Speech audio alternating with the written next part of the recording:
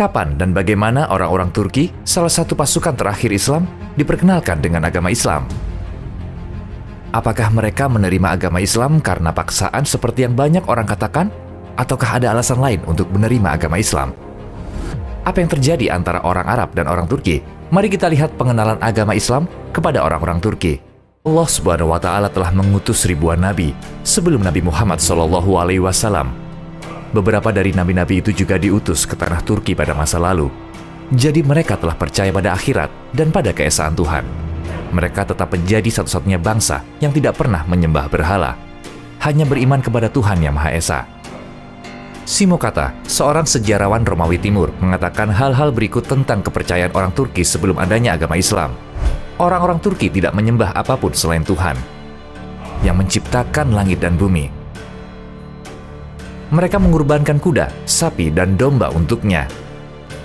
Jadi, menurut apa yang beliau katakan, kepercayaan orang Turki memiliki kemiripan dengan agama Islam. Ditambah lagi orang-orang Turki mengenal peribahasa, langit adalah tenda kita, matahari adalah bendera kita, yang disesuaikan dengan kewajiban Islam, yakni menyebarkan agama Islam ke seluruh dunia, adalah makna dari peribahasa tersebut. Kapan agama Islam pertama kali tiba di tanah Turki? Pertemuan awal antara bangsa Turki dan bangsa Arab terjadi pada masa kekhalifahan Umar radhiyallahu anhu. Pada tahun 642 Masehi, pasukan Muslim mengalahkan kekaisaran Persia pada pertempuran Nahavan, dan kemudian melaju sampai wilayah Kaukasus. Setelah itu mereka sampai di perbatasan kerajaan Turki Barat. Pada saat itu pertemuan antara bangsa Turki dan bangsa Arab terjadi dalam bentuk konflik kecil di perbatasan. Rasulullah Shallallahu Alaihi Wasallam bersabda, "Jangan mengganggu orang Turki selama mereka tidak mengganggumu, dan orang-orang Arab pun patuh." Karena orang-orang Arab tahu hadis ini, mereka menghindari konflik dengan Turki karena mereka tidak ingin orang Turki menjauhi ajaran agama Islam. Hasilnya, 10 hingga 15 tahun setelah wafatnya Rasulullah Shallallahu Alaihi Wasallam, beberapa orang Turki meskipun dalam jumlah yang kecil mulai mengenal ajaran agama Islam. Ketika orang-orang Turki secara bertahap mulai memeluk agama Islam, pendekatan nasionalistis kekhalifahan Umayyah dan pandangannya tentang pengembalian sebagai warga negara kelas 2 menjadi hambatan besar dalam menyebarkan agama Islam. Bani Umayyah melakukan hal sedemikian rupa sampai-sampai memulai keributan dengan bangsa Turki. Selain itu, tindakan mereka selama perang yang benar-benar bertentangan dengan ajaran agama Islam semakin menjauhkan orang-orang Turki dari ajaran agama Islam. Maka dari itu, orang-orang Turki tidak menerima Bani Umayyah. Beberapa orang Turki yang baru memeluk Islam pada saat itu bahkan meninggalkan ajaran agama Islam karena kelakuan Bani Umayyah. Dalam menghadapi ketidakadilan Bani Umayyah, mereka orang Turki mempertanyakan apakah ini ajaran agama Islam sebenarnya, dan tidak hanya orang-orang Turki yang batal menjadi Muslim. Tetapi pendekatan kekhalifahan Umayyah yang mana bertentangan dengan ajaran agama Islam juga menghadang mereka orang Turki untuk mengenal ajaran agama Islam lebih dalam. Sayangnya Bani Umayyah pada saat itu berbuat semena-mena kepada semua orang, termasuk kaum muslimin. Mungkin karena hal-hal tersebut, orang-orang sering bertanya, apakah orang-orang Turki menjadi Muslim karena paksaan? Karena perbuatan semena-mena Bani Umayyah terhadap orang-orang Turki yang dilengsarkan dan harus menghadapi masa-masa sulit. Pada saat itu, persepsi yang salah telah menyebar, bahwa mereka dipaksa untuk memeluk agama Islam. Jika orang Turki dipaksa untuk pindah agama, mengapa mereka tidak kembali ke kepercayaan lama mereka setelah mereka mendapatkan kekuasaan? Padahal faktanya, terlepas dari perbuatan semena-mena semacam itu terjadi atau tidak, jika hati tidak menerima agama Islam sebagai ajaran yang benar, seseorang tidak akan menjadi seorang Muslim. Agama Islam pada intinya tidak membenarkan segala bentuk paksaan. Orang-orang Turki dengan hati dan pilihan mereka menjadi Muslim dengan proses yang panjang. Nah, bagaimana proses ini dimulai? Bagaimana orang Turki bisa dekat dengan ajaran agama Islam lagi?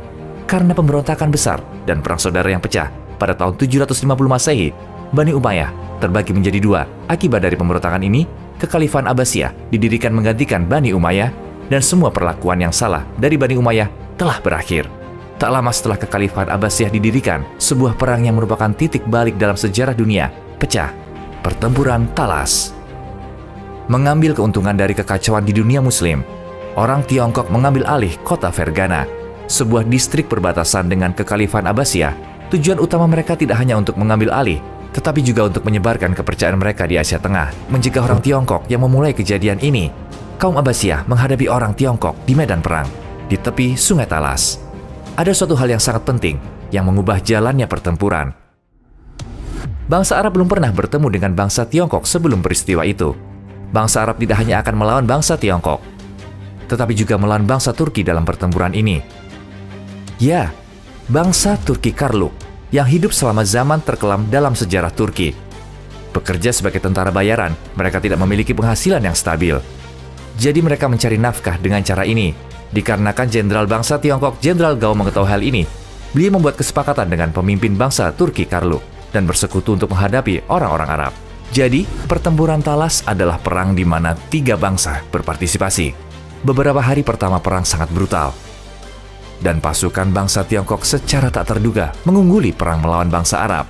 Karena persenjataan yang unggul dan teknologi yang lebih canggih, membuat bangsa Tiongkok unggul. Pada hari terakhir pertempuran yang berlangsung selama 5 hari, sebuah insiden terjadi yang mengubah jalannya perang. Insiden tersebut terjadi ketika orang Tiongkok akan mengalahkan bangsa Arab. Jenderal Abbasiyah Ziyad dan pemimpin bangsa Turki Karluk bertemu pada malam keempat perang. Pemimpin bangsa Turki Karluk tahu bahwa bangsa Tiongkok ingin memusnahkan orang-orang Turki. Jadi beliau tidak ingin bangsa Tiongkok menang.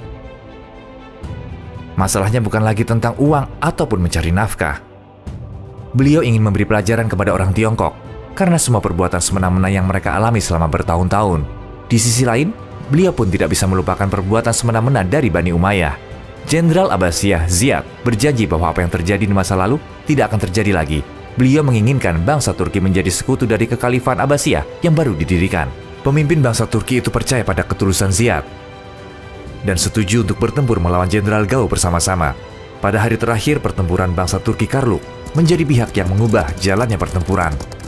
Saat bangsa Arab menyerang pusat pasukan musuh, pasukan berkuda bangsa Turki tiba-tiba mulai menyerang dari sisi kanan dan sisi kiri pasukan bangsa Tiongkok. Jenderal bangsa Tiongkok Jenderal Gao yang tidak mengerti akan apa yang sedang terjadi dan tidak tahu harus berbuat apa, tidak dapat menghindari kekalahan pasukannya.